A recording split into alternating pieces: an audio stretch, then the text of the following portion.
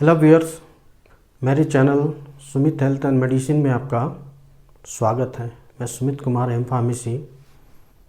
आज के इस वीडियो में आप लोगों से डिस्कस करने वाला हूं कि सैलरी आफ्टर फार्मेसी।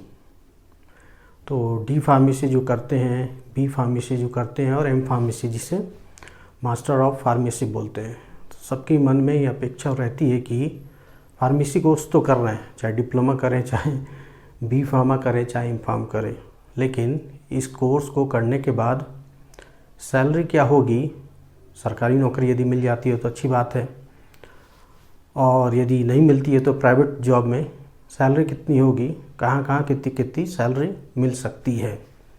बहुत सारे स्टूडेंट के मन में ये डाउट रहता है, फार्मेसी करने से पहले, फार्मेसी करते रहते हैं उस दौरान भी। तो इस संबंध में जो भी जानकारी मेरे पास उपलब्ध है वो मैं आप लोगों से शेयर कर रहा हूँ। सबसे पहले बात करते हैं डी फार्मेसी की। डिप्लोमा इन फार्मेसी 2 साल का कोर्स होता है। उसके बाद तो सैलरी की बात करें यदि गवर्नमेंट सेक्टर में, तो ज़्यादातर अस्पताल में जो फार्मासिस्ट की होती है जॉब, वो डिप्लोमा इन फार्मेसी के बेसिस पे लिया जाता है, मतलब डी फार्मेसी के बेसिस पे लिया जाता है। मैक्सिमम जो भी होगा फार्मासिस्ट होगा अस्पताल में। मेन फार्मासिस्ट का काम क्या है, जो डॉक्टर प्रिस्क्रिप्शन लिखते हैं, प्रिस्क्रिप्शन को देखना और पेशेंट को दवाई देना है। तो उसका बेसिक जो क्वालिफिकेशन होता है डिप्लोमा इन फार्मेसी ही होता है। मतलब बी फार्मेसी वाला करके वो फार्मासिस्ट की जॉब करता है तो उसको भी वही डिप्लोमा इन फार्मेसी वाले ही पे स्केल मिलेगी। एम फार्म वाला भी करता है फार्मासिस्ट की सैलरी, तो यदि वो उस पर्टिकुलर पोस्ट के लिए अप्लाई करता है तो उतनी ही सैलरी मिलेगी सभी को। तो गवर्नमेंट सेक्टर की बात करें तो इसमें लगभग सेंट्रल ले लो या स्टेट गवर्नमेंट ले लो, तो इसमें लगभग 40 से 50 हज़ार सैलरी आज के टाइम में मिल जाती है, लगभग इतना तो मान लो। और जो जॉब आपको मिल सकते हैं, मैक्सिमम जॉब तो रेलवे में मिलेंगे आपको। उसके बाद सेंट्रल गवर्नमेंट के बहुत सारे हॉस्पिटल्स हैं, जैसे एम्स हैं, वहाँ पे मिल सकता है। स्टेट गवर्नमेंट में यदि वैकेंसी निकलती है अस्पतालों में तो वहाँ पर मिल सकती है। और इसमें बहुत ज़्यादा कंपटीशन होता है क्योंकि सीटें बहुत कम होती है। किसी अस्पताल में जाओगे तो 5 सीटें होती हैं, ज़्यादा से ज़्यादा 10 सीटें होंगी, उससे ज़्यादा क्या होंगी। तो वैकेंसी बहुत कम रहती है, इसीलिए कंपटीशन भी इसमें ज़्यादा होता है, खासकर गवर्नमेंट जॉब में। ये तो था डिप्लोमा बेसिस पे जॉब। अब बात करें कि बी फार्मेसी बेसिस पे कौन कौन से जॉब मिल सकते हैं। एक मिल सकता है ड्रग इंस्पेक्टर का जॉब, और दूसरा मिल सकता है आपको एनालिस्ट का जॉब। बहुत जगह सरकारी लेबोरेटरी होती हैं जो टेस्ट होती हैं दवाइयाँ, तो बी फार्मेसी वालों को रखते हैं वहाँ पर टेस्ट करने के लिए। गवर्नमेंट की होती है वो लेबोरेटरी, तो वहाँ पर सैलरी अच्छी खासी होती है। उस केस में तो आपको ज़्यादा ही मिल सकता है, 60 हज़ार 70 हज़ार अराउंड मान लो, इतनी सैलरी तो मिल जाती है जो बी फार्मेसी करके इन सब जॉब में जाते हैं। तो ये तो था गवर्नमेंट जॉब के बारे में। और अब बात करें प्राइवेट जॉब के बारे में। डी फार्मेसी, बी फार्मेसी और एम फार्मेसी। तो डी फार्मेसी किया आपने, यदि प्राइवेट जॉब करना चाहते हैं तो यदि आपने बीएससी कर रखा है और डिप्लोमा इन फार्मेसी कर रखा है तो आप मार्केटिंग भी कर सकते हैं अपने स्टेट में किसी भी कंपनी में। अच्छी कंपनी पकड़ते हैं आप, एमएनसी कंपनी, तो अच्छी सैलरी मिलेगी, अच्छा पैसा मिल सकता है। ऐसे बी फार्मेसी वाले यदि मार्केटिंग करना चाहते हैं, अपने स्टेट में जॉब करना चाहते हैं, तो अच्छी कंपनी है तो अच्छी सैलरी मिलेगी, कम अच्छी कंपनी है तो कम सैलरी मिलेगी, सीधी सी बात है। तो उस केस में भी अच्छी कंपनी है तो आपको स्टार्टिंग 20 हज़ार तक तो आराम से मिल जाएगा।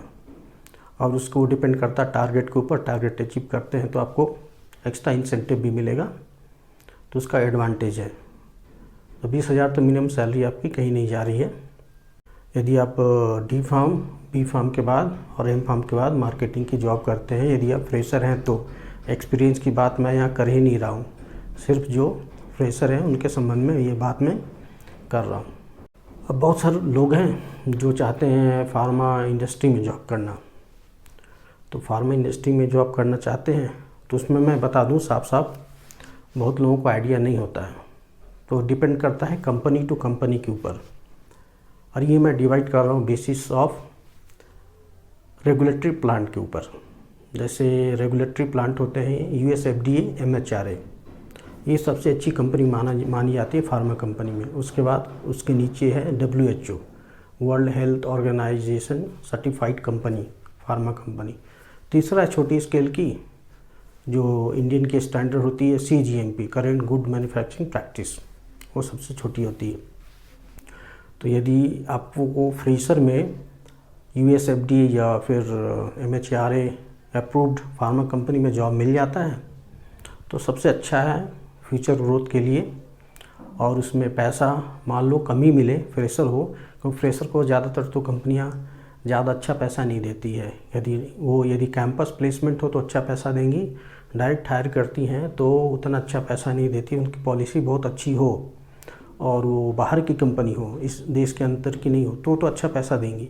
इंडियन कोई फार्मा कंपनी है, बड़ी कंपनी है, फिर भी उतना अच्छा पैसा नहीं देती है फ्रेशर को। फिर भी आप मान लो यदि आप डिप्लोमा और ग्रेजुएट हो, बेसिक कर रखा है, B.Pharm हो फ्रेशर, M.Pharm हो फ्रेशर, तो मान के चलो 10 से 15 हज़ार के आसपास में सैलरी आपको मिल जानी चाहिए।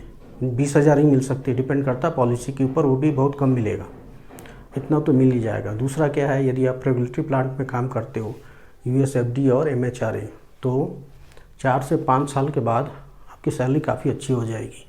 मान लो आप 60 से 70 हज़ार के आसपास सैलरी आप आराम से हो जाएगी। उसी कंपनी में नहीं होती है तो आप कंपनी स्विच करके दूसरी कंपनी जाओगे, उसकी वैल्यू ज़्यादा होती है यदि आप US FDA, MHRA regulatory plant में जॉब करते हैं तो। दूसरा है WHO सर्टिफाइड प्लांट, इसमें भी काम करते हैं तो इसमें भी सैलरी आपको 10 से 15 हज़ार के आसपास मिल जानी चाहिए। इसमें भी मिल जाता है सैलरी और इसमें भी बहुत कुछ सीखने को मिलेगा। तो इसमें भी यदि 4-5 साल के बाद बात करेंगे तो इसमें भी आपकी सैलरी 30 से 40 हज़ार हो जाएगी। मतलब जो पहला बताया MHRA, US FDA प्लांट वालों से इसमें कम है फ्यूचर ग्रोथ, सीधी भाषा में बोलूँ तो मैं, लेकिन फिर भी सैलरी ठीक ठाक बढ़ जाती है। और यदि आप छोटी कंपनी में काम करते हैं तो सैलरी फिर 10 हज़ार और उससे नीचे ही आप एक्सपेक्ट करो, क्योंकि छोटी कंपनी है, ज़्यादा पैसा तो है नहीं, बस चलाते हैं थोड़े बहुत प्रॉफिट के लिए। तो 10 हज़ार फ्रेशर को अराउंड आगे पीछे पैसा आपको मिलेगा वहाँ पर। और इसके अलावा जो लोग क्लिनिकल ट्रायल में इंटरेस्टेड हैं, खासकर कोरोना के बाद तो ज़्यादा बूम हो रखा है क्लिनिकल ट्रायल का, तो अच्छा स्कोप है क्लिनिकल ट्रायल में। उसमें B.Pharm और M.Pharm इसी वालों का ज़्यादा अच्छा स्कोप है और पैसे भी ठीक ठाक आपको मिल जाएंगे। स्टार्टिंग फ्रेशर में ही आपको 20 हज़ार 25 हज़ार मिल जाएंगे यदि क्लिनिकल ट्रायल जॉब में आप जाना चाहते हो। तो अच्छा फ्यूचर है क्लिनिकल ट्रायल का भी। तो कुल मिलाकर देखेंगे तो अच्छा फ्यूचर है फार्मेसी करने के बाद, लेकिन आप एक्सपेक्ट करें 5 से 6 साल लगेंगे आपको ठीक ठाक सैलरी मिलने में। इनिशियली आप सोचोगे बहुत अच्छा पैसा मिल जाए जैसे बाकी IT प्रोफेशन में मिलता है, तो ऐसी उम्मीद ना करें। 5-6 साल 7 साल के बाद अच्छा खासा पैसा आपको मिलने लगेगा। तो ये थी सारी जानकारी कि फार्मेसी के बाद आपको कहाँ कहाँ जॉब मिल सकता है, कितनी कितनी सैलरी आपको किस किस सेक्टर में मिल सकते हैं।